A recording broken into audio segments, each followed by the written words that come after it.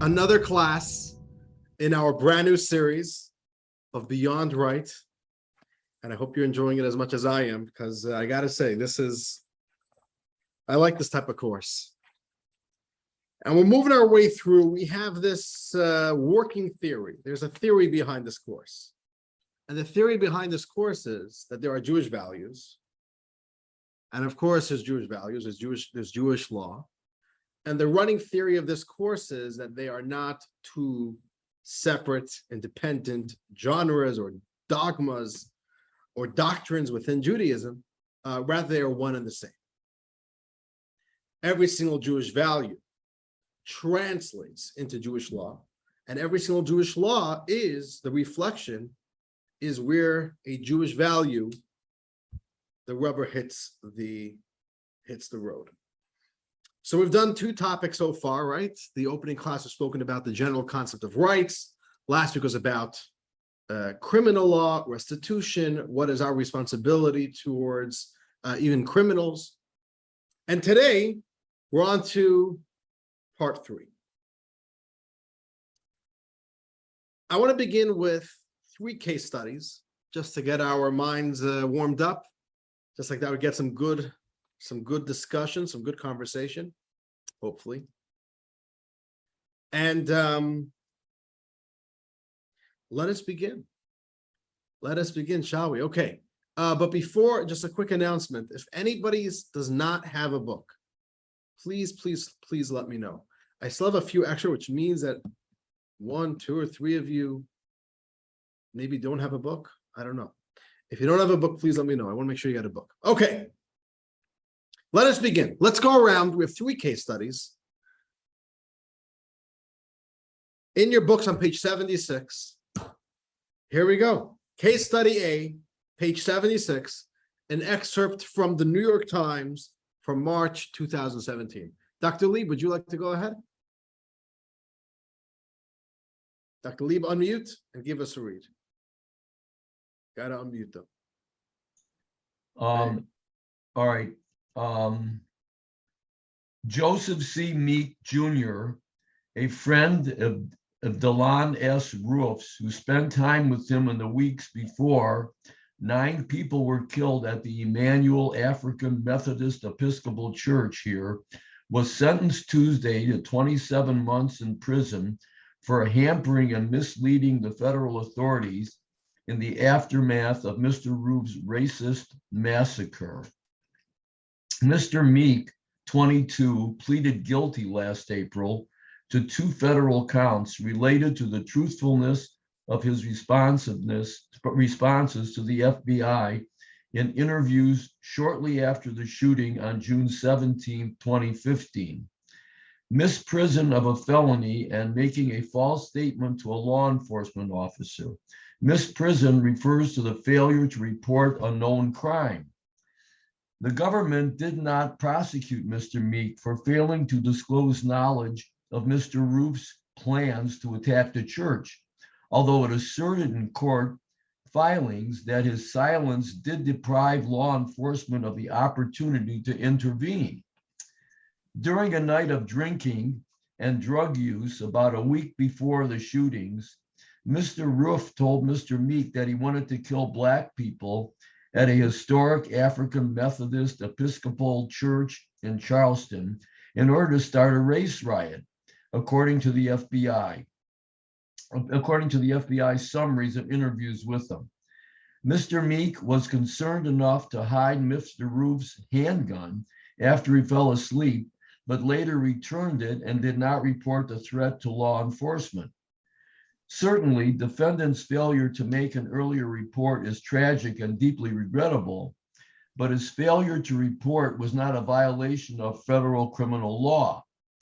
Judge Gergel wrote last week in an order that denied prosecutors' request to give Mr. Meek a longer term than recommended in sentencing guidelines. In his initial FBI interview, Mr. Meek denied having known of Mr. Roof's plans and said Mr. Roof had not spoken of a target for his attack, according to Assistant U.S. Attorney Julius Richardson. But in a second interview, Mr. Meek admitted that he had lied, according to an FBI synopsis of the session. He also admitted that on the night of the shootings, after concluding that Mr. Roof was responsible for the attack, he told others not to contact law enforcement. A naughty, naughty boy. Okay, Naughty. that's boy. our story. That's case study number 8. Right. Okay, so we have the story.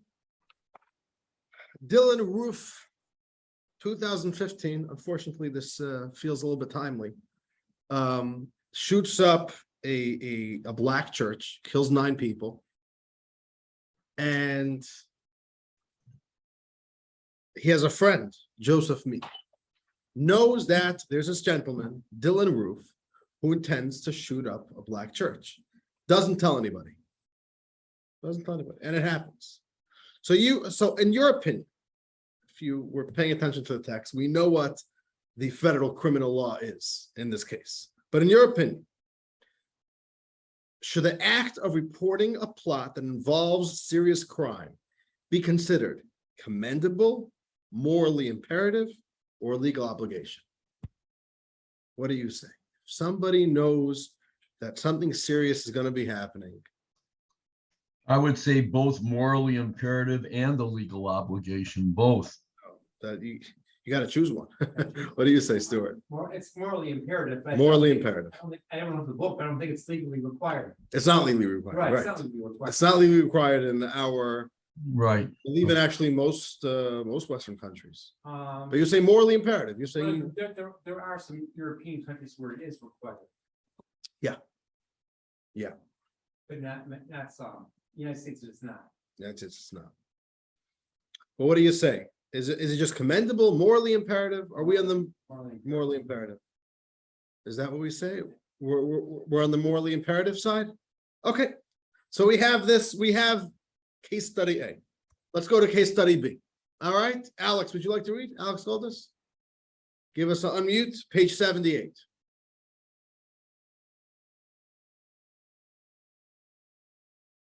You gotta unmute, Alex. Or else we won't be able to hear you. Can you hear me? Now we hear you. Okay, is this begins with Rachel? Yes. Rachel strolls along the street one evening, passing a store that is closed for the night. Glancing through the window, she notices that the air conditioner was left on when it was supposed to be turned off, costing the store owner money. Rachel is unaware of the store owner's identity, but she may be able to receive the owner's contact details from the operators of nearby stores that are still open. Overall, about a quarter No, let's stop there. Oh, that's it. All Yeah, right, well, that's case study B. Very simple story. Rachel sees that there's a store which the AC is running through the night. How hard does she have to try? How much effort does she have to put in to contact the owner? Commendable, morally imperative, or legal obligation? commendable. Commendable, right? She's trying to save an environment. Or maybe some shekels, right? Yeah. Although the environment is also a consideration. But for this case, we're talking about the case, somebody's gonna be losing money. Somebody's gonna have a higher electric bill that month. By the way, would you think of that? You walk by, you see a store has an AC on, like, There's a reason. yeah, right. If it's on, there's probably whatever, they need the store to be temperature controlled. That's a By the way, how do you see through the window that AC is on? It's a window unit. Alex, I'll tell you the answer in Yiddish. There's a famous Yiddish expression. Akasha Famaisa. Kasha Maisa means, okay, so you found a question on a story. Okay, question on a story. It's just a case study. It did not But- say there was a window unit, by the way. There was a window unit. Okay, there you It go. did not Or say whatever, we that. can find some other variation of you seeing that somebody else is having some form of loss. Okay. So what do we say? Is anybody for more than commendable? Does anybody believe it's morally imperative or legal obligation? Anybody for it? Okay, okay. Let's move on then. Let's move to case study C. I don't want to read case study C. It's actually very interesting. There's a I remember it happened towards the beginning of COVID, spring 2020. Can't believe it's been 2 years already. All right, okay, spring 2020. There was the Pew Research Center put out a very comprehensive study on the state of the Jewish people in America. And it was quite a fascinating study. And I had some time was a little bit more loose then, so I had time to go through the few dozen pages, what it is. Did anybody go through that study? You remember when it came out? Okay. Right. It was that, and it was a very important study because I believe the last one was in 2013, 2012. It's been many years to really get a grasp on what's happening in America. It was very, very interesting, and a lot of very interesting stats, a lot of troubling ones as well. And by the way, it was also significant because it was the first time that Pew felt it important to include Chabad in the study. And what they found was that 3 out of every 5 Jews in America say they're involved with Chabad on some level. Unbelievable figure. It was more than anybody thought it would be. So, okay. But what they found was, I want to take a look at this, a pretty troubling statistic, which shows a certain troubling pattern happening. Take a look on page 80. I want to put on the screen for you, at least that. I'm gonna on the screen. And this should, I'll put it up over here. There we go. No. You don't have to worry about it. So if you take a look at this, you'll see, and this is on your books on page 80, they asked Jews if they identify as Jews by religion, which means not just that you're culturally Jewish or you have a Jewish ethnicity or a Jewish parent, but do you consider yourself religious? We're not religious. Do you identify with Judaism as your religion? And what you'll see is that at the top you have those 65 and older. Most Jews, 65 and up, say, yes, I consider myself Jewish as a religion. But then as we go down in age, that number really starts dropping. And if you look at the 18 to 29-year-olds of America, 4 out of 10 are saying that they do not consider themselves Jewish by religion. They answer they're either atheist or agnostic or have no specific religion. But Judaism as a religion does not talk to them at all, which is quite troubling. And what you see is that there's a scary trend over here. There's a scary trend of the youth, and the youth, which are soon not going to be the youth anymore, are just really not interested. They don't feel Judaism talks to them. So the question is, and you have this in your books, and there's a lot more details here in the book. I don't want to get too bogged down, especially with something which is not the most joyous thing to read. But the question for today's class is someone else's degree of religious observance or Jewish identity any business of ours? Is somebody else's religious or moral standing any of my business? We could argue, of course, that we should advocate that we believe this and we believe that, and we believe that people should have this model of morality, and people should believe this, and people should believe that. But at the end of the day,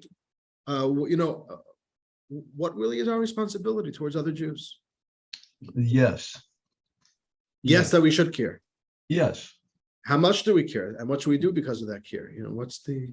Well, I think one of the things is that there has to be a parental involvement to encourage it, and also you have to catch the kids when they're very young. Right. To ingrain, and not everyone you're going to catch is going to end up, feeling as a religious Jew. But I think you'd get more of them if you started at a young age and try to indoctrinate them, in that manner. That's a heavy word, indoctrination. Okay. Yeah, right. Rabbi, I have another. That's already the how. Well, Alex, go ahead. What was that? Another comment. I believe I'm not looking right now at that, and I don't know what the correlation would be with those who identify themselves as Jewish with their religion or they're secular. But in the same Pew Research studies, 7% of American Jewish people do not believe that Israel has the right to exist. That's more troubling than anything else that I could think of. Oh, so Alex is actually giving me a good segue because I wanna announce to all of you that I'm working right now. We're gonna announce it hopefully this week or next week. Next that I want to launch the summer course. You know, literally these days, I'm sure many of you remember it, 55 years ago, literally these days, Israel was fighting the 6-Day War. And they won it in 6 days. That's why it's called the 6-Day War. You know why they won it in 6 days?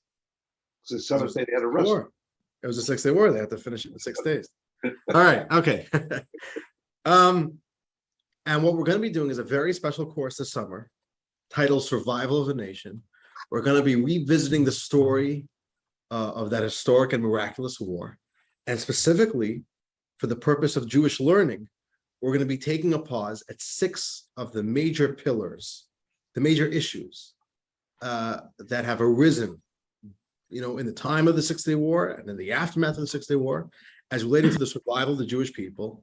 And we're going to do a very in-depth study of that, of what Judaism. So the Jews surviving in Israel, living in Israel in the modern age.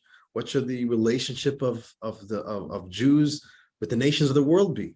How do you make peace? How should Jews fight their wars? The question of a Palestinian state, land for peace.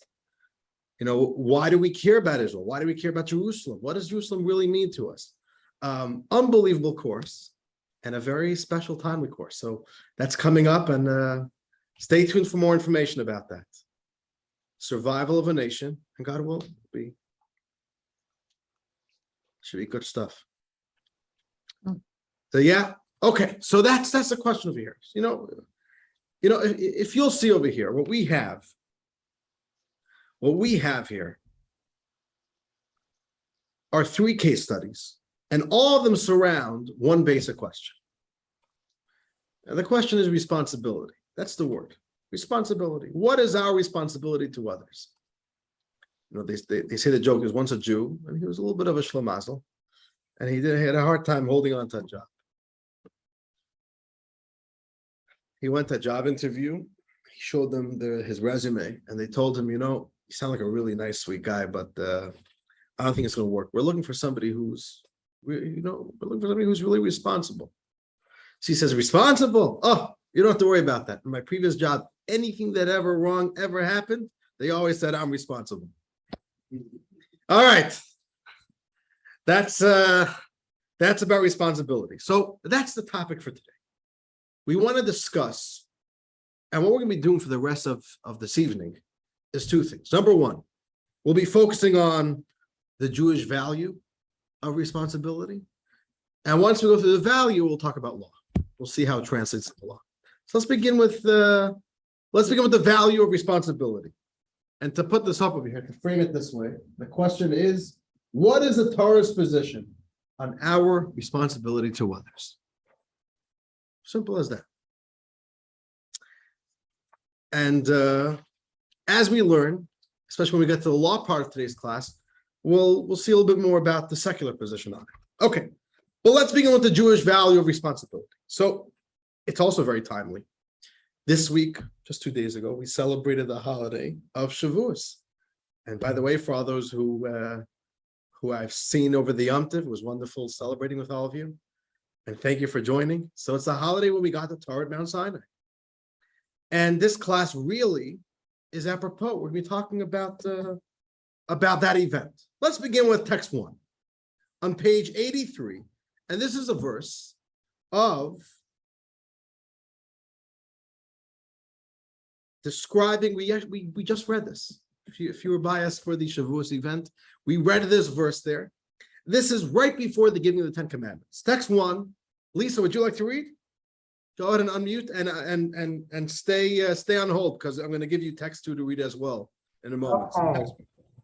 The people all responded in unison. We will do everything God has said.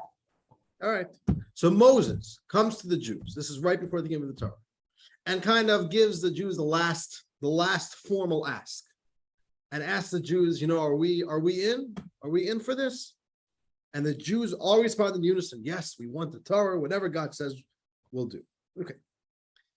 Comes the Medrash. Comes our sages, and our sages add another element of what's happening over here, which is very, very interesting. That they read this into the words. And specifically, the sages look at one word. It says the people all responded in unison. In unison. That word.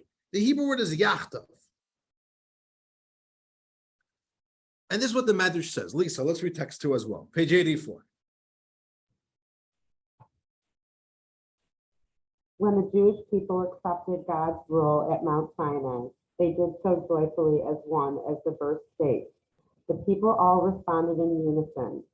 In doing so, they even committed to serving as guarantors for each other.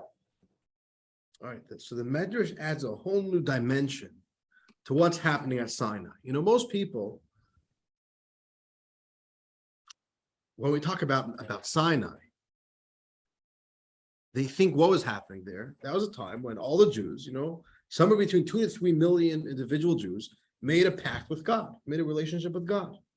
That's on the basic level. That's what happened. God came. We said we're ready.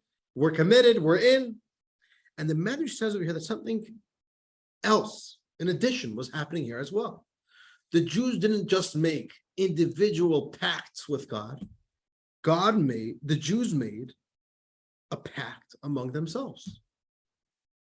The Jews also accepted upon themselves responsibility for each other. That's the word. They committed to serving as guarantors for each other. I'm going to put that up over here on the screen.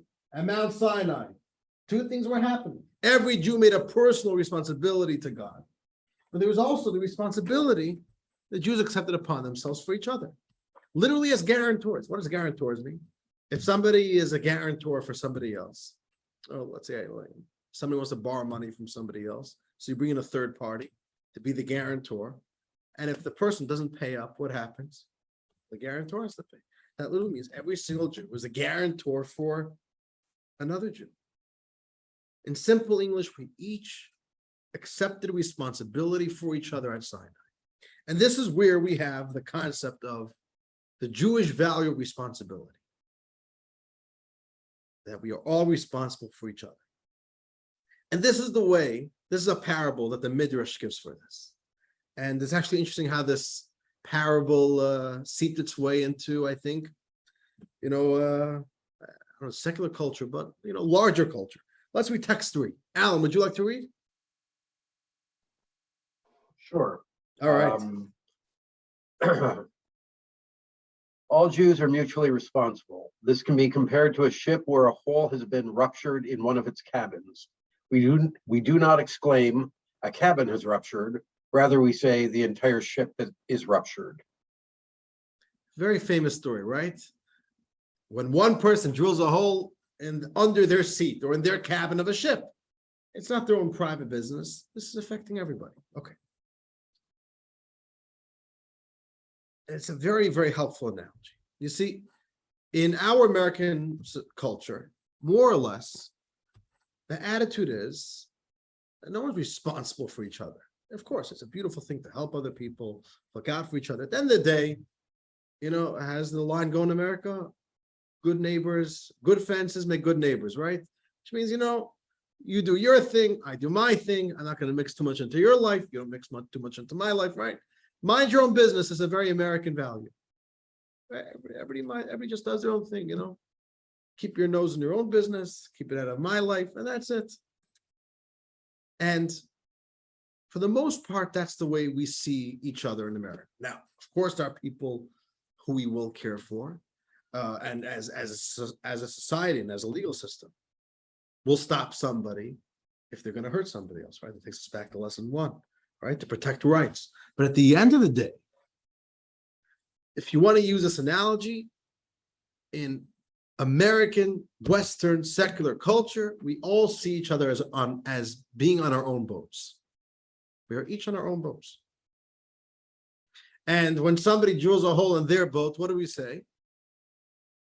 That's pretty tragic. Too bad on them. It's their problem. It's not my problem. Or it doesn't affect me. So that's the way it works in America. The Jewish value is no. We don't see each other as being on, different, we all have our different lifestyles and our own different journeys in life. No, Judaism sees all of us as being passengers on one boat. And therefore, responsibility is not just a nice value, it's terribly important. Because we're all in this together.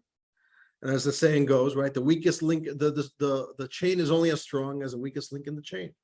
If one person has a hole, it's all of our problems. So that's the way Jewish law sees it.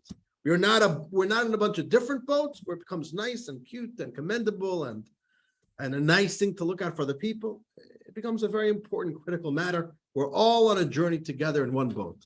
So to put it up over here, right? The secular perspective is, it doesn't affect me. It's their problem, not my problem. The Torah's perspective is every individual action affects us all. And to use the boat analogy, if a guy makes a hole in the boat, if you're on the boat, that becomes your problem then.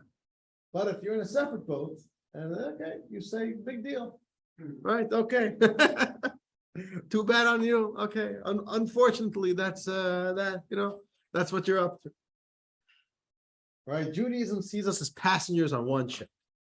Okay, and this is the basic value. This is the basic Jewish value of responsibility towards each other. What's happening in somebody else's life is not somebody else. It's not their business. It's not for me to turn the other way. It becomes critical to my life. It's critical. I'm on the same boat. It's actually interesting. It's not to get into right now. There's such a beautiful talk the Rebbe once gave, using the analogy of a spaceship, of a space mission. And the Rebbe's analogy was that all the Jews are on a space mission together.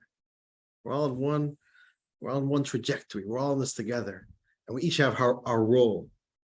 And we all need each other. We all need each other for the success. And God forbid, if one doesn't do their part, then hurts the mission. It's hurting all of us. That's the idea. Lisa, you had a question? Go for it. I was just typing it. Do you think it means like for their health and well-being, or do you think it's our responsibility to bring Jewishness into other Jews' lives? Okay, so your sound is a drop muffled, and don't worry about that. I just want to make sure I heard that properly. So are we saying this is about physical well-being, or is this about Judaism and religious and spiritual well-being? So we'll get to the practical aspect of it soon. But at least we have the basic value. Which, by the way, is this very shocking to any of you? Have you heard this all before? This is pulpit rabbi stuff. Right? This is stuff that rabbis preach from the pulpit. Okay, this is very nice. We all have a shared responsibility. And to quote the Medrash, which became very iconic words, if you look on page 85, if you can read it in the Hebrew is very rich. The first 5 words: Kol Yisrael Arevim Zeh Lozeh. All the Jews Arevim. Arevim means are guarantors for each other. We're all guarantors for each other. Another Jew's lack becomes my problem to fix. That's what it says. But all of Israel are Arevim to each other. Arevim means guarantors. This is the idea. Okay, any questions before we go on? We're doing good. Okay, let's go even deeper. Comes Jewish mysticism and adds another dimension. And the dimension that they add is they look at this saying, Kol Yisrael Arevim Zeh B'zeh, and the word Arevim means guarantors. But the mystics say the word Arevim has another meaning as well. And the additional meaning of Arevim is, put it up over here, is commingled, mixed, blended. Like Arevim means guarantors and it means mixed, which means very simple. You're making a dough recipe, a challah recipe. You're making cake. You put in a bunch of ingredients, And even when he just poured into the mixing bowl, at the end of the day, you could see clearly, this is flour, that's sugar, here's the eggs, here's oil, here's yeast, but then you mix it. And the point of mixing it is that they become a raven. And a raven means it blends into one into one brand new substance, to the point you can't even separate it anymore. And you can't point and say, oh, this is the flour. If you could point and you could see there's flour, then it's not a raven. It's not mixed properly. A raven means this is one blend. This is one thing. So the Kabbalists come and say, this concept goes even deeper. It's not just that we're a bunch of singular, independent human beings, which happen to be inhabitants on one ship. It goes even deeper. We're all one. You're all one singular organism. And that gives us a bit of an understanding of how deep the Jewish model and the Jewish value of responsibility goes. Let's read text 5, where we see this. This is a real Kabbalistic text from the Ramak, Rabbi Moshe Cordovero. Okay, let's read text 5, page 87. Julie, would you like to read? We're up to you.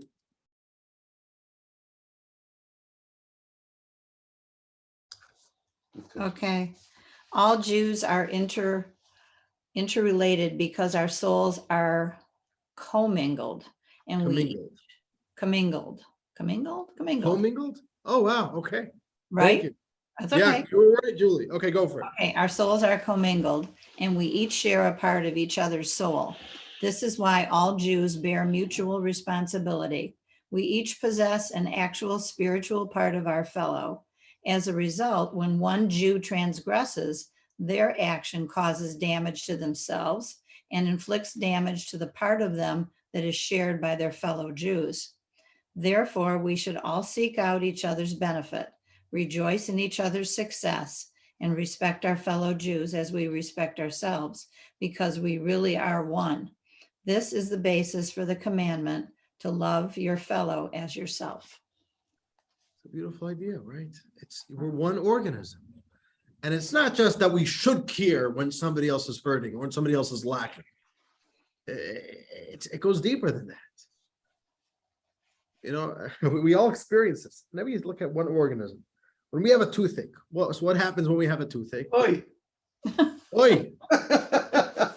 In general, I can't work today. I can't do anything too serious. I have to sleep in. I need to go rest. 1 second. Your tooth is hurting, not your brain, not your hands. So what's the big deal? Go to work. Your tooth is hurting. So forget about your tooth and do. No, go to the dentist. Yeah, There you go. Go to Doug Schiffman. yeah, right. Doug Schiffman and Co. Right?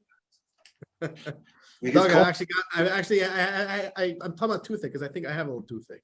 co-mingle. Maybe we could make some commingled arrangements. Okay. All right. It's not that we should care. It's automatic. If it is your problem, right? When one part of the body is in pain, it hurts everybody. And when one part of the body is healthy, it's good for the whole body. So here we have this idea of the Jewish value of responsibility. We're all in the same boat. We are even deeper. We're really all one. So there's a Jewish value of Jewish responsibility. Okay. This is the value. Now I'll share with you a little story. Okay. I don't want to get too okay, we could afford a story. I told you 2 weeks ago at the first class about I told you a story about the Mendel Bayless trial. Right? I told you a little cute little story from there. So the Mendel Bayless trial, without getting into the whole history, it happened in Russia. I believe the year was 1913, 1912. Mendel Bayless was a private citizen, a Jew. He actually was not religious. He was very secular. And he was accused of killing one of his Christian workers, a young man. A young man was found killed, I believe, hung on a tree in a forest behind his factory. And they said it was a Jew. They framed the Jew. Okay. It turned into a court case, not just against Mendel Bayless, the private citizen, but it became, Judaism was on trial. And what the prosecution tried doing is to prove that Judaism condones the murder of Christians, right? Classic blood libel. And they tried bringing proofs that Judaism does not value the lives of non-Jews. This is what they tried. And they brought, and one of the arguments they put forward was a quote from the Talmud. And by the way, this is why Mendel Bayless needed, besides a whole team of lawyers, he had to have a whole team of rabbis. Even the fifth Chabad Rebbe, Rabbi Shalom Dov Ber Schneerson, who was the Chabad Rebbe, he was involved with the case. It became a massive deal. All of Russian Jewry was being represented at this case. So the prosecutors brought forward this argument. The Talmud says, here's a quote from the Talmud. The Talmud says, Atem Kruyin Adam. You, Jews, are referred to by the name Adam. Non-Jews are not called Adam. That's the quote. What does the word Adam mean? Man, human. So the argument brought forward was Jews only look at themselves as human. Non-Jews, Gentiles are not even human. Look, that's what the Talmud says. And the argument went that if the Jews don't even look at Christians as human, then of course they can murder them, right? You kill a mouse, you kill a Christian. That was the argument put forward. Okay, without getting too lost in what the true meaning of the Talmud is. The true meaning of the Talmud is that in the original Holy Hebrew language, biblical Hebrew, there's 4 different terms for a human being. There's Adam, there's Enosh, there's Ish, there's Gever. The term Adam only goes for Jewish people. And it becomes a rule throughout all of rabbinic writings. Whenever you find the word Adam, it's clear we're talking specifically about Jews. Okay, but they wanted to use this as an argument saying that Jews don't look at Christians as humans. So one of the rabbis, so the lawyer brought forward this argument. One of the rabbis gave the lawyer this talking point. The lawyer said like this. The lawyer said, I want to bring something up here to the judge. I don't know if there's a jury. Probably wasn't. There wasn't, right? That's a modern day invention. That's American and British. It's American and British common law. Yeah. See, he said, I just want to bring up a point. Here in our town, a young Christian man was killed. And he left behind a family who's broken, who's devastated. They've lost a son, a brother, maybe he was a parent, I don't know, a father. And he says, in the whole town, all the Christians in the town, they want blood. They want Mendel Bayless convicted. He says, but I have a question here. There's a family here who's hurting. Who's looking out for them? Who's thinking about them? Everybody's busy about the court case, but there's a family getting neglected over here. He says, on the flip side, on the other hand, here's a Jew, Mendel Bayless. Mendel Bayless is a private citizen. He's not a big, influential Jew. He's not a big shot. But you will not find a single Jew in the world, in Argentina, in Montreal, in Australia, international. Jews wake up in the morning, get the morning paper, and every Jew wants to know what's happening with Mendel Bayless. So he says, so just contrast these two things. Locally in this town, this family is getting neglected. And in other continents, Jews are caring about Mendel Bayless. He says, that's what the Talmud means. You Jews are called Adam. Only the Jewish people could be referred to in the singular. We don't say Jews are humans. We say one Adam, one human. Because the Jews are not a collective, really one organism. And that's the fact. One Jew's hurting, it hurts us as well. And you see that. It's an innate thing about Jews. As we just read over here, there's a soulful unity. Jews really are connected. We are commingled together. We're one organism. Okay. That's the Jewish value. Okay. Now here's the deal. It's very easy to talk about Jewish values. Jewish values sound very good in theory. And they sound very good as ideas, abstract ideas. Oh, we should have responsibility, care about each other. And Judaism cares about this, and Judaism cares about that. What we want to do right now, for the rest of today's class, is focus on the practical element of social responsibility. Not social, responsibility.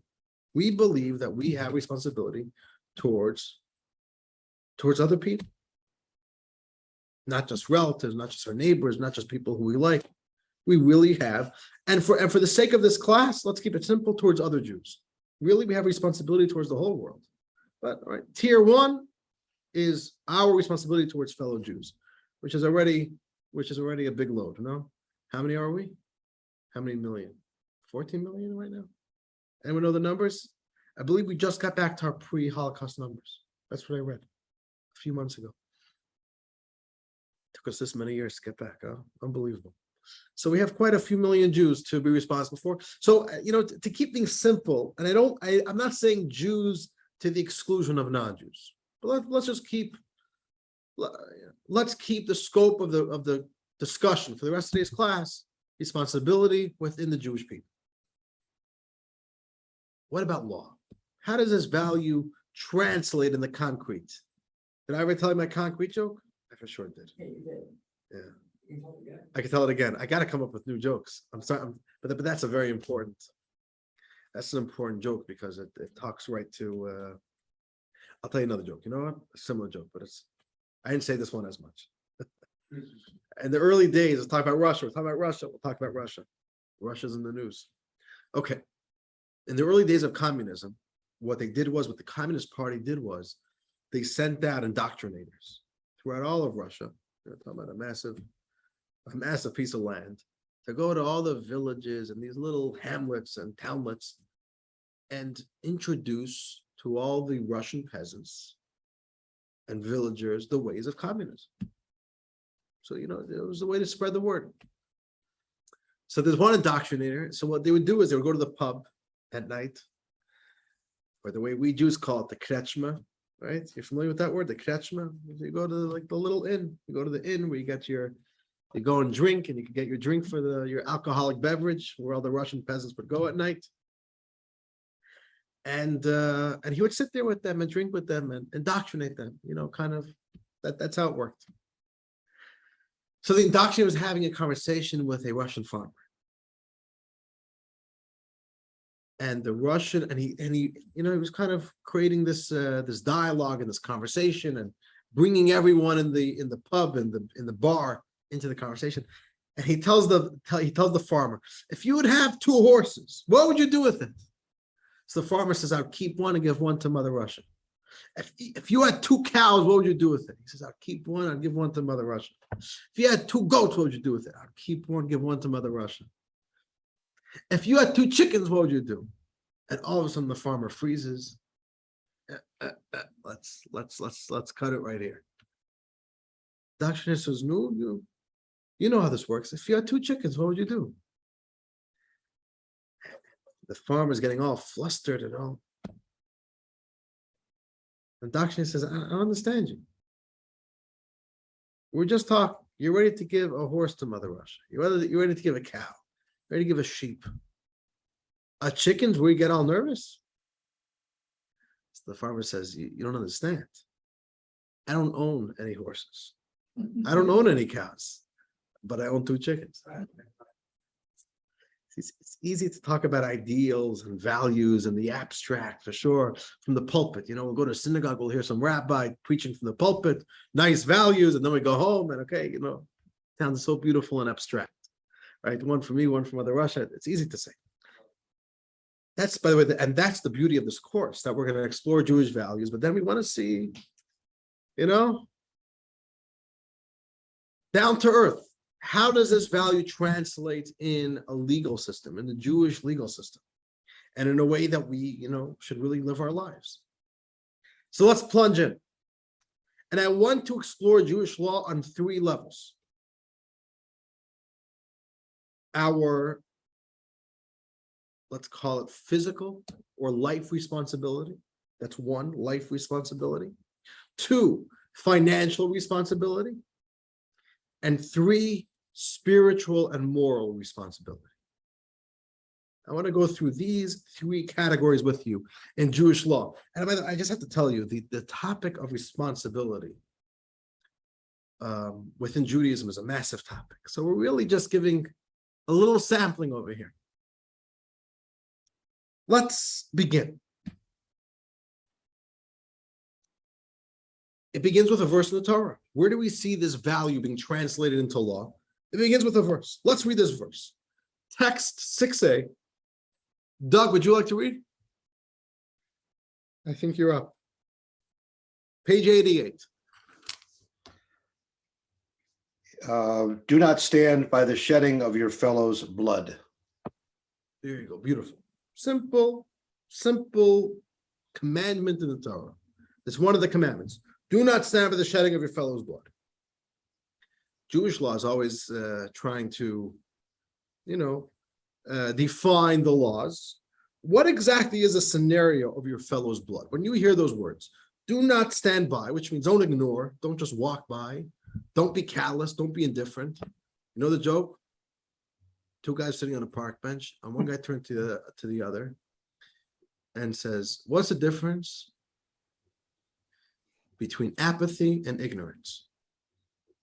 So the other guy answered, I don't know and I don't care. All right. So don't be apathetic and don't be indifferent. Don't stand by the shedding of your fellow's blood. So what does it mean, shedding your fellow's blood? Rabbi, one question. Sure. Isn't there in, I think in American law, there is a Good Samaritan principle? Is that something dovetails in the same type of a here discussion? So we'll get to American law soon, but as you'll see, the Good Samaritan law actually has nothing to do about responsibility. We'll see in a moment. And my lawyer, my in-house lawyer, Yeah. is nodding his head in agreement with me, which means I did my homework well. Right, but Good Samaritan law is more about making sure that you won't get fined. Right, it's also certain people and they don't get sued. Right, it's to say you don't get sued. You're professional.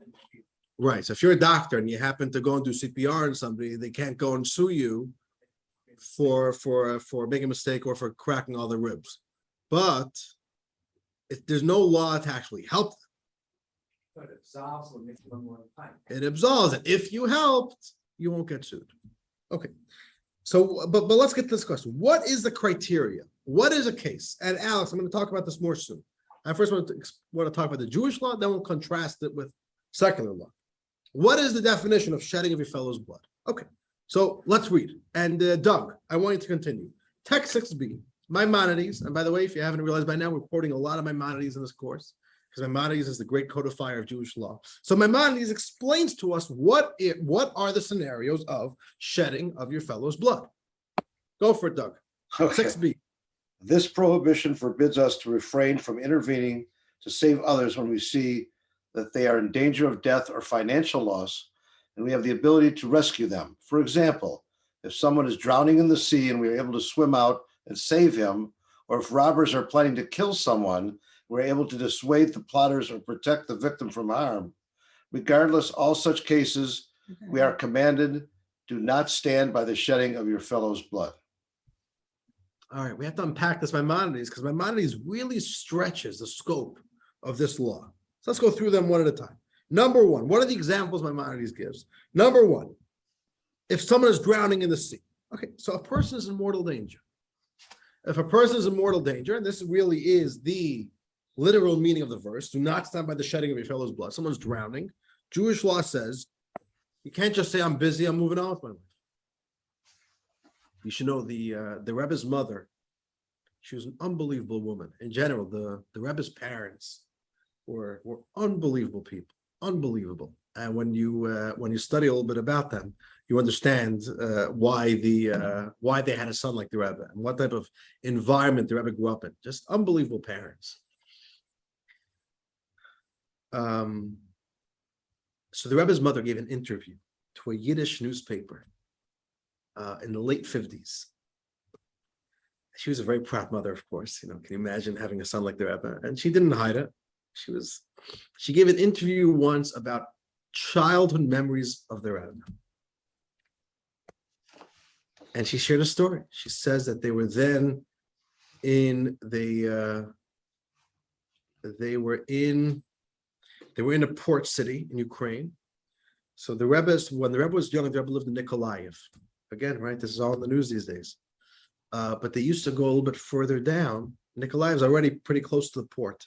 I believe they had family a little bit lower down. Their son was going on vacation to a port city. And she says a story that the Rebbe was a very young boy. I believe he was like maybe 11, 12. And they were walking on the beach or like along a riverbank. I don't remember the exact details. And there was a little boy who was rowing a canoe. And the water was choppy and he was losing control and the boy tipped over. And she says that before she could even think twice, the Rebbe jumped right in, a little boy. And she said that she was very scared for her son's life because she was able to tell how much he was struggling to save this other random kid. And the Rebbe, she said that the Rebbe used tremendous strength to get both of them to. And he said the Rebbe was sick for a few weeks after that. That's the story. And it's pretty amazing to see a person and a personality like the Rebbe and to hear such a story when he was so young. It shows you that, it puts things in perspective a little bit. But this is the law. You see somebody drowning, you can't be indifferent. You can't move on. And this is the idea of duty to rescue. So many countries, not America, maybe some states. Most states not. Most states do not have a duty to rescue law, which means that if you see, and there are such stories, there are stories. There's actually a story, it was a few years ago. I think we spoke about it in one of our courses a few years ago. In Florida, a bunch of teens were standing around the pond. They watched a man drown. They were recording cell phone videos of it, and the guy drowned. And are they criminals? No. No. Jewish law says that is an absolute crime. It's a prohibition. If you stand by the shedding of your fellow's blood, that's absolutely wrong.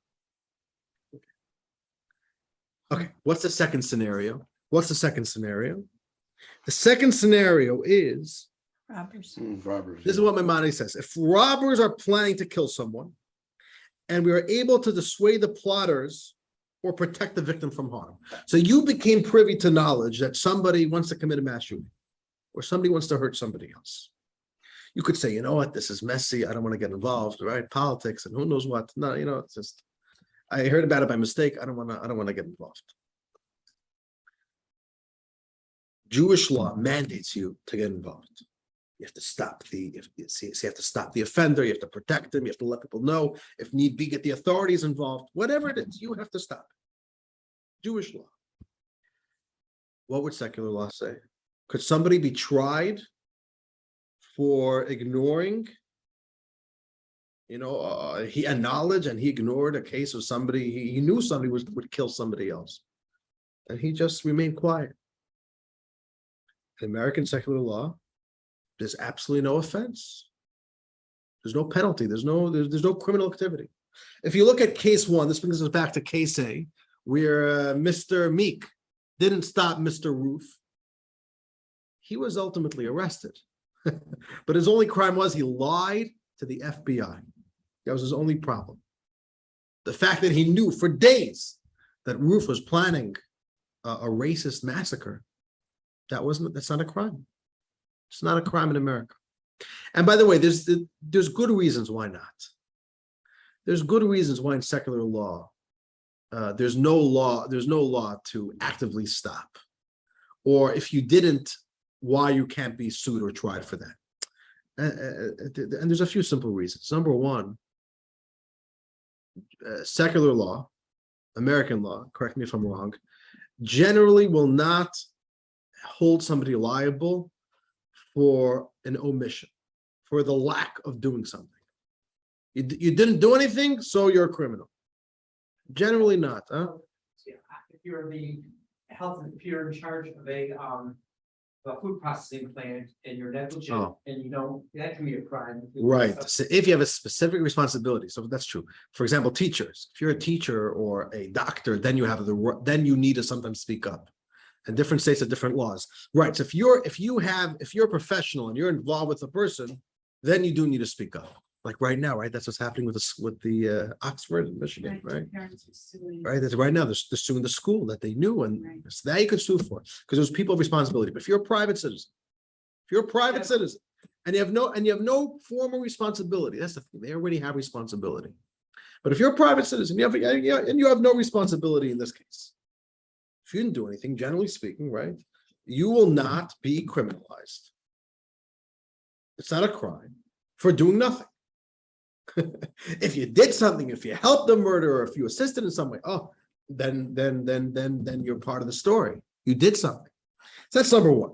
Secondly, secular law, to my understanding, is especially the early framers of the Constitution, really wanted to stay away as far as possible from anything that may lead to a totalitarian style regime, like in the former Soviet Union, where people are encouraged to be informers on other people, where everybody's informing on everybody else. So this type of thing that you hear about somebody and you have to go and inform on the authorities, that's very murky territory. We try to not go there. And number three, very practically, it's very hard to try somebody in a court of law based on what we presume they know. How could you prove what somebody knows? The guy said, I didn't really know. Go prove it. Or you didn't believe it. Or I didn't believe it. He told me jokingly. There's no way to really prove and understand. So practically speaking, you can't really hold a guy accountable. So what, are you gonna make a lot of it? There's nothing to do over here. It's not worth making such a law. There's multiple reasons. But Jewish law mandates it. And if you knew about a crime, that is an absolute offense. And by the way, just practically speaking, the human Jewish court, a Beit Din, cannot punish somebody for not speaking up if he had knowledge of a crime. Because again, in Jewish law, you can't ultimately practically try somebody for an omission. Why didn't you do this? But you know what Jewish law says? It's still forbidden. It's still a crime. And you know what? This is a case where God is going to settle the score. A human court can't punish you. God will. You could have stood up by the shedding of a fellow's blood. Somebody got killed and you could have stopped it. Or you could have tried to stop it. You didn't do anything. So here we have the practical concept of the Jewish value of responsibility. And it goes much further. When there's a life in danger, you may not stop and stand by. And that's not being neutral.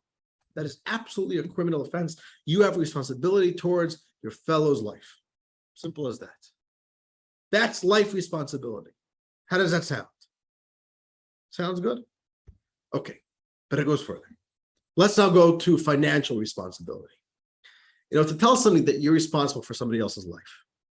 Not in the sense that you're fully responsible, in the sense that if you know something, you need to stand up. Or if you happen to be at a place at a time where you see somebody getting hurt, I'll even give you a little example. Just what's a practical example for this? Every now and then you see an accident happening like right in front of your eyes. There's an accident. You're on the highway and two cars crash. And what always happens? 98% of the cars keep going. And there's always that one or two people that stop their cars. And what do they say? Is everybody okay? And they call 911. It's simple as that. That's what Jewish law mandates. It's not a morally nice thing. It's not a moral imperative. It's not commendable to stop. It's literally you have to stop. I have a memory as a kid. It was a beautiful memory. This is not about saving a life. But I remember we're driving back from New York to New Jersey as a kid. My father was driving. And there was a car. And my father right away saw I was a Jew. He was a Jewish guy. And he had a flat tire. My father right away slammed the brakes and pulled over. And my father got out and said, let me help you. The funny thing is that my father doesn't know how to change a tire. Even if he tried from today till tomorrow, he would never figure it out. He wasn't the right guy for this type of thing. My father's so not handy. But and we were like a bunch of kids in the car. We stopped, I believe it was on the New Jersey Turnpike. We're gonna help this guy. And the guy just ended up doing it by himself. My father was there until he got his how do you call it, on the donut on. And that's it. And then he continued going. That's the value. Okay, but let's go further. Financial responsibility. Again, look at text B. So it's a very big, you have to just realize Maimonides is really stretching the verse. The verse says, text 6a, Do not stand by the shedding of your fellow's blood. That sounds very gory, right? Someone's dying, someone's bleeding to death, someone's drowning. We understand that's the shedding of your fellow blood. But take a look at Maimonides, second line. Right? We have to intervene to save others when we see that they are in danger of death or financial loss. That's a big deal. Maimonides includes within the scope of this law financial loss. If you see that somebody else is going to be losing money, you have to prevent it. You have to get involved. That's a very, very big deal. Okay, so let's explore this idea that we, as part of our responsibility to others, we have to also not just intervene when there is a risk of loss of life, but even to prevent financial loss to somebody else. So let's, right, and like everything in Judaism, it begins with a verse in the Torah, and then we expound the verse. Let's read a verse here. Text 7, page 89. Al, would you like to read? Give us an unmute. Text 7. Are you asking me? No, Al Katzen. I'm here. And Alex, we're going to get to you soon. We'll get back to you. We have a lot of text. You shall not witness your fellow's ox or sheep straying and ignore them. Rather, you must return them to your fellow. So must you do with anything lost by your fellow. Okay, here we have a very simple idea. There's a law in the Torah. You have to return a lost object. So if you're walking in ancient Israel and you see a cow walking down the street, you can't just say, oh, that's cute. There's a cow walking down the street. Or like, like the stereotype that everybody, when they drive on a highway and you pass by a farm, what do you say? Oh, look, there's a horse right here. That's what everybody does. Oh, look, there's a horse. Okay. So that's the law of the Torah. Something's lost, you have to actively return it to your fellow to find out whose it is and give it back. Okay, but then the verse says, so must you do with anything lost by your fellow. Comes the Talmud, and the Talmud perfected the art of nitpicking to a degree beyond anything imaginable. And the Talmud says anything. So must you do with anything lost by your fellow. So right, meaning the verse is adding something beyond the previous clause. The first clause says return. Lost object, return it. And then the verse is adding something. So must you do with anything lost by your fellow. What is the verse adding? What's a new dimension to this law? So the Talmud tells us. And Al, I want you to read this as well. Text 8 on page 9. Rabbi Hananiah said to Rava. No. Oh, that's 8, isn't Text it? 8. Okay, you want me to do 9, right? If you find your own lost object alongside your father's lost object. No. You're on the wrong text. You Text said 8. 9, didn't you? I don't think so. Maybe I did it. 8. 8? Page 90. Text 8, page 90. That's where I was. Okay. All right. I Rava apologize. taught, the verse states, so must you do anything belonging to your fellow. Deuteronomy 22:3. The mention of anything comes to include preventing damage to someone else's property. Rabbi Chanya said to Rava, there is an earlier teaching that supports your ruling. If you observe floodwater advancing toward your fellow's field, you must erect a barrier to protect the field. There you have it. What's the verse adding? Not only when something is lost, you have to return it. But if you foresee a loss that could happen, you have to even intervene there. You see a loss coming. And what's the example the Talmud gives? There's flood water advancing towards your fellow's field. You have to personally erect the barrier to protect the field. Practically speaking, let's just give an example. Let's say somebody has a convertible. I don't know. That's okay.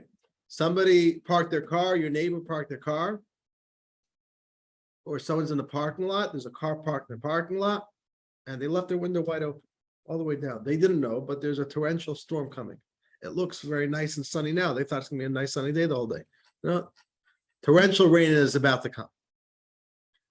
So you know that what's going to happen? They're going to have a flood in their car. So Jewish law says you have to either track down, you have to find them right away and get them to close it. And if you can't, then what do you have to do? Make it your business. Go get plastic, go get tape and tape it up. Protect it. It's your business. Okay. Okay, so let's continue down this road of Jewish law. So Jewish law then asks practically, how far do you need to go? This is a very big responsibility. Anytime you see somebody else has a loss, you have to make it your business. You know, how much effort do you have to put in? How much money do you have to put in? Till what point? When it comes to saving a life, we all understand the life, you know, you got to do anything. But money, you know, you're gonna lose money. You know, how much do I have to nuisance myself? How much of a bother does it have to be for myself?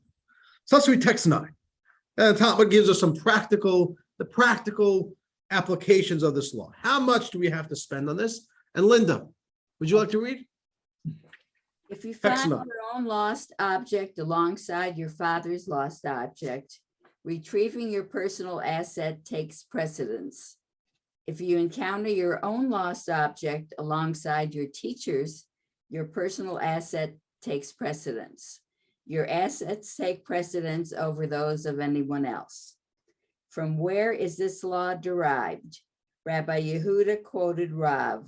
The verse states, so that there should be no impoverished among you. Deuteronomy. You must avoid becoming impoverished, so your assets take precedence over the assets of anyone else. However, Rabbi Yehuda quoted a warning issued by Rav. People who are strict in their application of this principle will eventually meet the impoverished state they are seeking to avoid. All right, so practically speaking, Jewish law says you don't need to spend any of your own money.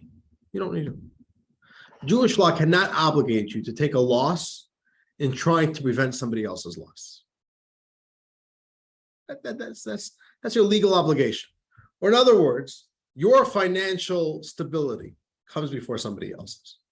So Jewish law cannot expect of you to swipe your own credit card and invest money if you're not sure they're going to be repaid. Okay, Jewish law says if you could be pretty certain that if you put in money to invest to save somebody else, to protect somebody else, they're going to repay you. Like let's say a neighbor, and you know for a fact this neighbor, if I lay out $100 to help them out, and this, you know, they'll you know, in a second they're going to pay me back. Then you have to spend money. But if you're not sure, if you're in doubt that you're going to get repaid for your investment to protect somebody else's property, Jewish law does not mandate that. Jewish law says, you know, we cannot obligate this. But Jewish law, the Talmud adds a warning. Somebody who's too strict in this, it's going to backfire. Too strict in this ruling, which means, oh, I can't. Jewish law says I don't need to. I'm not going to spend $5 to help you. I would have, but you know, Jewish law says I don't need to spend $5. Jewish law says, okay, you know, if you're going to be stingy with other people like that, Judaism believes in something called divine reciprocity. You know, God sees the way you treat other people, and that's you know, you write the rules for your own life. And if you're going to be so stingy and you're not even going to be willing to spend a little bit and give a little bit, go beyond the letter of the law, you know, it's okay. Take a little loss to protect somebody else's property. Okay, it's going to backfire. The Talmud warns you. Interesting warning. But here we see that's the parameter of this law. Okay, Julie, do you have a question? I was just going to say, what goes around comes around. What goes around comes around, and then we're not saying that the other person is going to come and take revenge. We mean, you know, Right. God keeps score. God keeps score. And when we do good things and when we do a little bit of sacrifice for other Jews, God sees that, and we only bring blessings upon ourselves, and vice versa as well. Okay, but that's about money, effort, and time. Although time is money, okay, but effort, that Jewish law does not limit. You have to put in every ounce of effort. And let's read that. Let's read text 10. Malki, would you like to read? Do you want Julie or me? Me? No, Elke, I apologize. Sorry, I didn't okay. think you said me. That's okay. No problem. Julie. Okay. What's up? Okay, text 9, Text 10. 10, Text 10. text 10. If we encounter lost items of insignificant value to the point that if they were our own, we would not bother to collect them and take them home, we are nevertheless obligated to make the necessary effort to restore them to their owner. The rationale is that we have the right to relinquish our possessions if their value is outweighed by the physical burden they impose. However, we have no right to unilaterally relinquish someone else's ownership of their possessions. The Torah does not allow us to spare any effort, even if the effort is great and the value of the item is minimal. Jewish law says effort, got to pull all the stops. Yeah. Right? Simple as that. And Jewish law says even by something that you know you wouldn't care for, it's such a little loss. What I'm gonna be worried about pennies and nickels, and I'm gonna, even if it's a loss that you wouldn't mind, but you cannot make that call for somebody else. Even if it's the most minimal loss, if somebody else is gonna have a financial loss, you need to put in the effort to protect them from that loss. That's Jewish law. So going back to case study B, Rachel passes by, sees the air conditioner on in the store. If she has a doubt, so if it's a store where, you could basically assume that the AC is meant to be on 24/7, or like what you said, maybe they need it temperature controlled. Okay, that's one thing. But if you feel that this is a case where maybe it's a mistake, you need to put in the effort, contact the owners. What's the big deal? One night of the AC unit running, it's like not the biggest deal in the world. Okay, a few extra bucks on the electricity bill. It's not. You're waking them up. Well, you're waking them up, right? Maybe they don't want. Maybe they don't want to be woken up. I have to start tracking people down. When I was reading this, I had a funny memory. I spent a month once in the state of Idaho. Spent the full month. It's a Chabad program, been going on for decades, to visit remote Jewish communities in the summer. The Chabad yeshiva boys, you pair up with friends.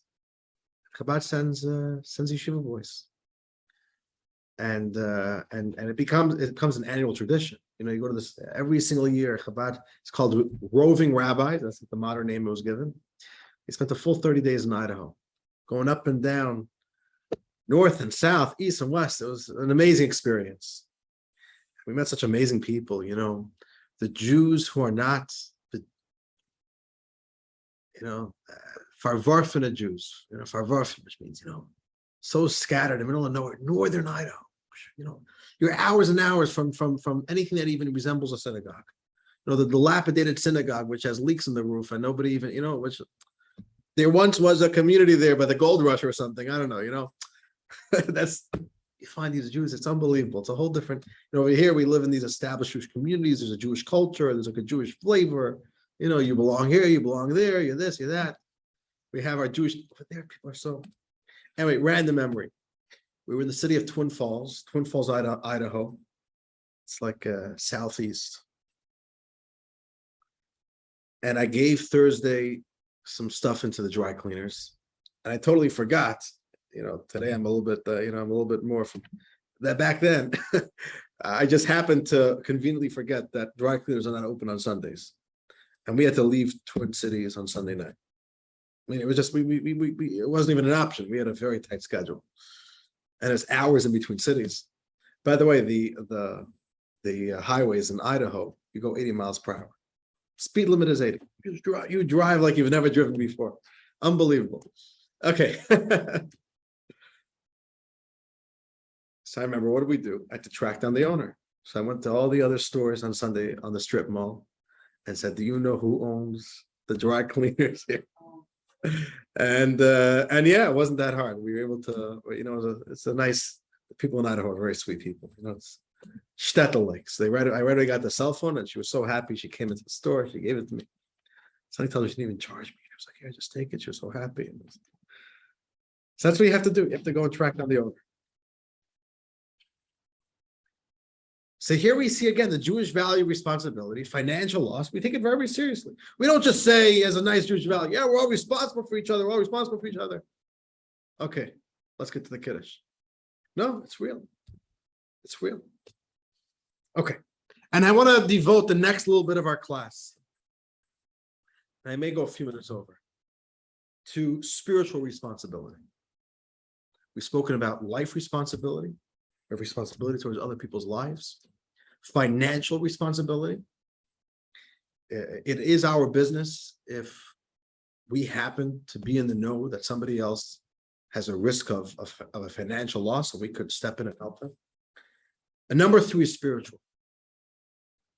We have a duty, a mitzvah in the Torah, to look out for the moral and spiritual well-being of our fellow Jews. And we can't be indifferent to that. And here's the verse. And a little bit of a trigger warning. We're gonna have to discuss this because a lot of people get the wrong message when you read this verse. So let's read text 12 on page 94. Jeffrey, would you like to read? Sure. You shall surely critique your fellow, and you will not share in their guilt. So verse in the Torah from Leviticus, you shall surely critique your fellow. By the way, most Torah translations translate this verse as you shall surely rebuke your fellow. Rebuke.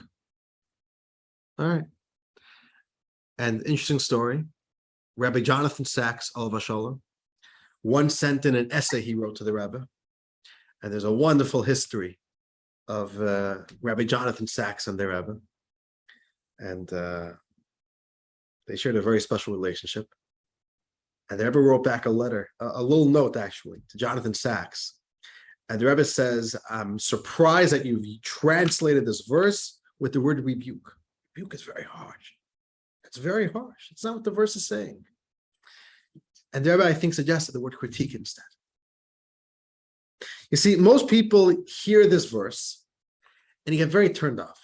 We have to start giving each other guilt trips, and you have to rebuke other people and critique other people. This is opening the door for like very judgy behavior and very condescending behavior and holier than thou behavior. Like, who wants that? But let's read. Let's read the next text. Text 13, page 94. Alan, I guess we're back at you. Alan Cohen, go for text 13. One should not say, I will act righteously, and if others choose to stray from the path of righteousness, that is a matter between them and God. This attitude is antithetical to Torah values. Rather, we are commanded to do the right thing ourselves and to see to it that others too conduct themselves appropriately.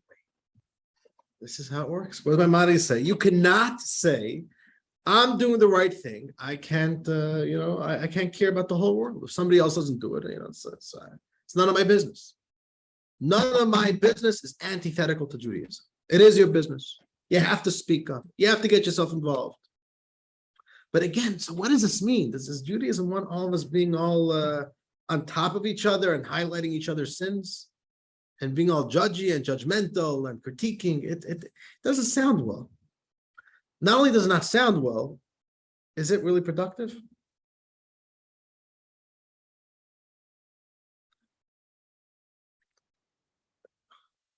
Did anybody ever go home after getting a religious rebuke and says, you know what? Maybe I should start putting on tefillin every day. That guy had it right. I'm going to hell. Maybe I should save myself. Come on, that's not what happens, right? What happens if someone's judgy and if you feel that somebody is preaching down to you, you get very defensive and you tell that guy go to hell, and then you don't want to hear about it. You're not going to grow. It's not effective.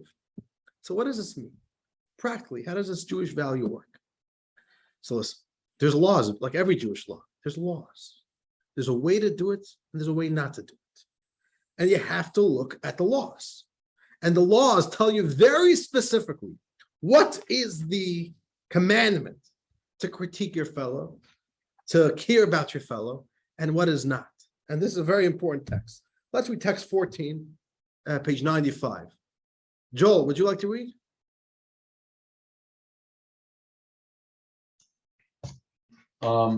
When we critique others, whether regarding an interpersonal issue or a religious matter, it should be done in private.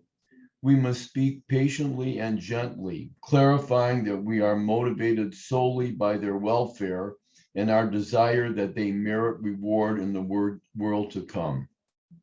So Maimonides says there's a very specific way to do it. And if you don't do it well, not only are you not doing the mitzvah, you're actually maybe in violation of the mitzvah because you're actually making the whole thing worse. What does Maimonides say? Critiquing is never going and calling somebody out. It's never about being judged. First of all, Maimonides says it's being done in private. You have to speak very patiently, very gently, and you have to explain to them, I care about you. I'm not doing this because, from this holier than thou, overly religious perspective.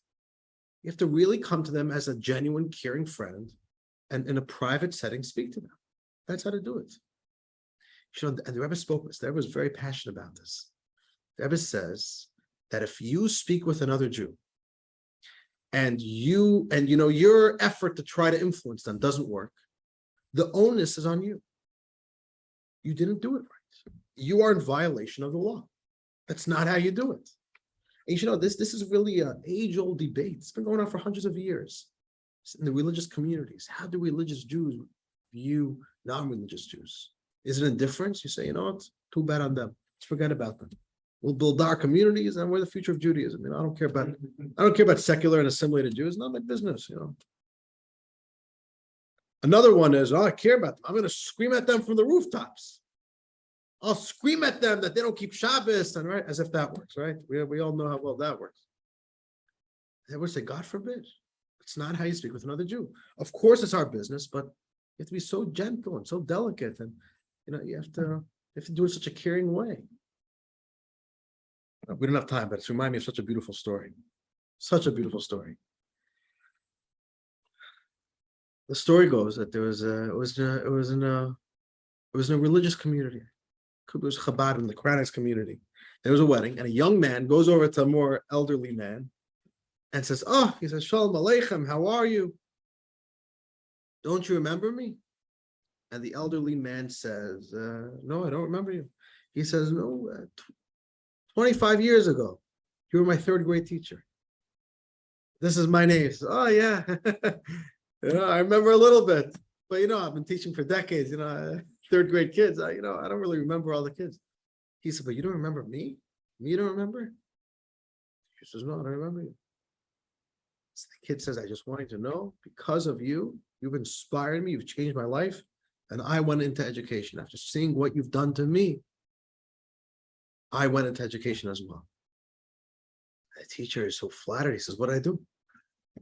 So the kid says, I'll tell you, I came from a pretty unprivileged home. And I always really wanted a watch. Little kids, they want a watch, but my parents would never get me a watch.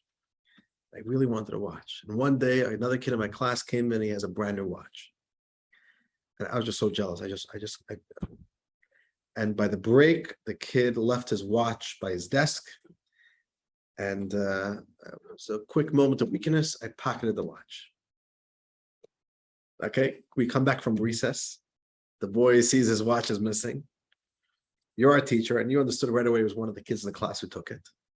So you right away said, whoever took the watch, please stand up and return it. What am I going to do? I realized right then I'm doomed.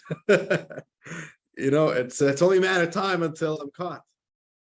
But I wouldn't get up. I'm not going to stand in the middle of the class and expose myself like that.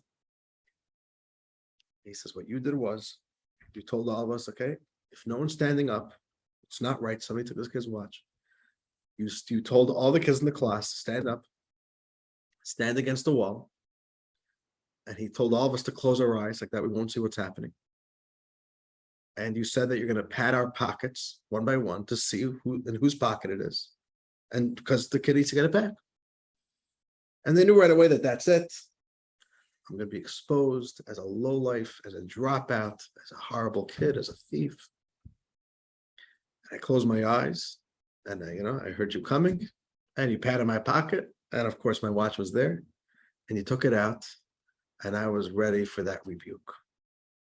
I was ready to hear it from you, from the principal. I knew that it's coming. And he says, and you were amazing. You didn't mention a word. You saved my dignity.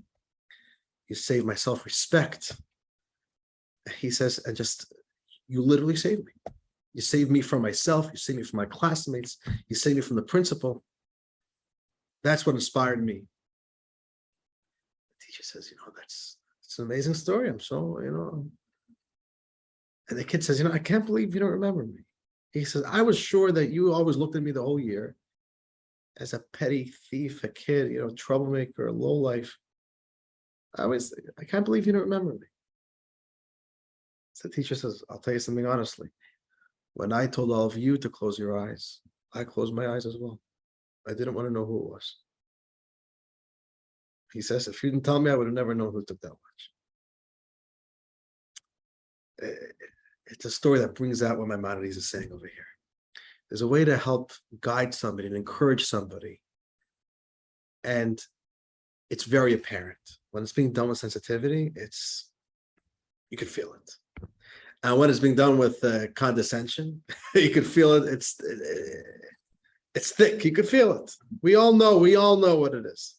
So when we say there's a mitzvah to care about somebody, rebuke somebody, and help guide somebody, and to make it your business, there's a very specific way to do it. If you don't do it this way, you're hurting the cause. You're an absolute violation. But this is the idea. Another Jew's spiritual well-being. If another Jew does a mitzvah, if another Jew puts on tefillin, if another Jew, any mitzvah you could do, it's our business. It's our business. The Friday Boys. What's the fundamental element of the Friday Boys? They're bored. They're harassing a bunch of business people. Some people think that, by the way. What are you? Here's $1. Go take care of yourself. Go do something fun. Go to the movies. Stop driving people crazy. Why? So what are they doing? It's a Jewish value. If you have free time, go find Jews and help them put on film. Why? There's no reason why. Just because. That's our responsibility. To help another Jew do a mitzvah. Okay. In conclusion, I want to point out, I know it's already 9:01. I want to point out to you two quick examples where we see in Jewish law this idea that every Jew is responsible for another Jew's spiritual well-being, for their mitzvah observance. Here's two quick examples. And both examples are very shocking. If you realize this is a legal system incorporating these values, it's very powerful. Let's begin with the premise. According to Jewish law, there is no such thing as borrowing. No such thing. If you see this pen, you say, you know what? I need a pen for a minute. I'm going to borrow a lady's pen. What's the big deal? Jewish law says borrowing without asking is stealing. That's it. There's no such thing as borrowing. Without permission. That's right, without permission. You go, you see your neighbor has a shovel out, you wanted to shovel your thing, and it's okay, I'll just take a shovel, he's not home right now, I'll shovel my driveway. That's called stealing. Jewish law has no, there's no such thing as stealing.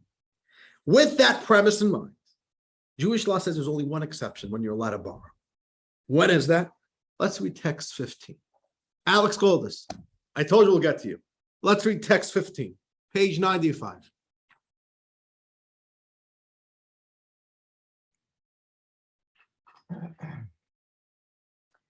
When we critique others, whether regarding 1 second. Next text, 15. 15, okay. It is permissible to use someone else's shofar without advance permission in order to fulfill the mitzvah. We assume that people would be happily obliged others to perform a mitzvah with their possessions, provided that no financial loss is incurred as a result. It's very powerful. Jewish law is making an assumption across the board. Whenever it's a mitzvah object, and whenever it's a case that there's not going to be a financial loss, you could borrow. So only time Jewish law lets you just walk in and just borrow something. So if you walk into a room and you see my tefillin on the table, you say, no, I didn't put on tefillin today. And you borrow my tefillin, you put on tefillin. Any other thing, if it was a pen, Jewish law would say you just stole. A tefillin or a shofar, to use the case of this text, Jewish law says gesundheit, fair and square. Why? Jewish law is making an assumption for every single Jew. Every single Jew, assumingly, wants you to do the mitzvah. They would happily let you. And that assumption is strong enough that Jewish law says you could borrow any mitzvah object. It's a powerful application of this value. It's automatically assumed. Okay, one last example. And this is even more powerful. This is mind-boggling to me. In Jewish law, there is a very, very classical idea of one person doing a mitzvah and including others in the mitzvah, that they fulfill the mitzvah as well. So what's an example? If you've ever been in my home for Shabbos dinner, and if you haven't, that's a problem. We got to get you over for Shabbos dinner. Unless you live out of state, I don't know. Okay.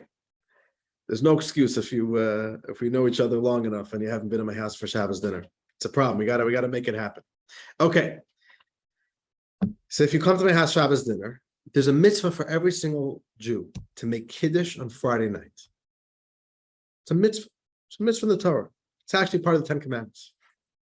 When the Ten Commandments say sanctify the Shabbos, what does that mean? It means to make Kiddush. Kiddush is in the Ten Commandments. Okay, but if you'll come to my house, at the beginning of the meal, we'll make Kiddush. But actually, I'm the only one making Kiddush. Everybody else stands and listens and says Amen. But I was the only one who said Kiddush. What's going on? I'm doing the mitzvah, and I have in mind to include all of you in the mitzvah. And you're listening in and you're saying Amen to my mitzvah. And I just brought you into my mitzvah. And there's the same things about shofar. What happens if I blow shofar in any synagogue? The chazan or whoever's blowing the shofar makes a blessing. Everybody says Amen. He blows shofar, and everybody just got the mitzvah of shofar. He does the mitzvah, and he includes anybody who listens. And anybody who listens to that blessing is included in the mitzvah. That is a premise in Jewish law, that one person could share a mitzvah with another. Okay. One more element as well. Okay, next detail. According to Jewish law, you can only share a mitzvah if you are obligated in the mitzvah as much as the one you want to share the mitzvah with. Okay, so let me just explain that to you. Let's say you have a 12-year-old boy. Let's say it's a day before his bar mitzvah. He's 13 minus 1 day.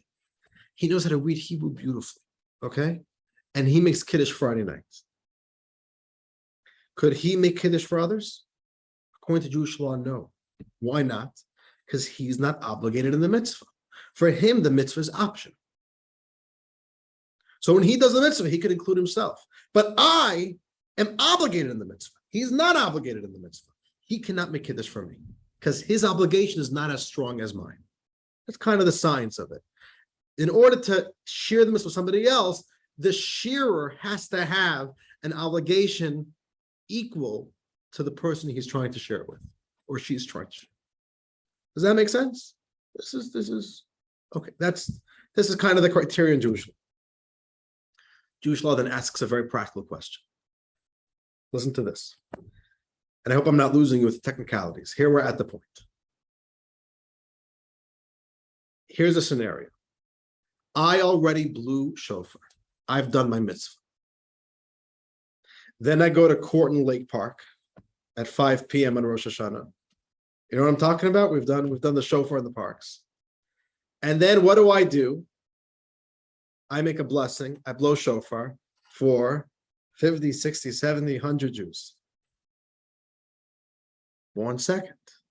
I've already done the mitzvah in the morning. Now I'm not obligated in the mitzvah.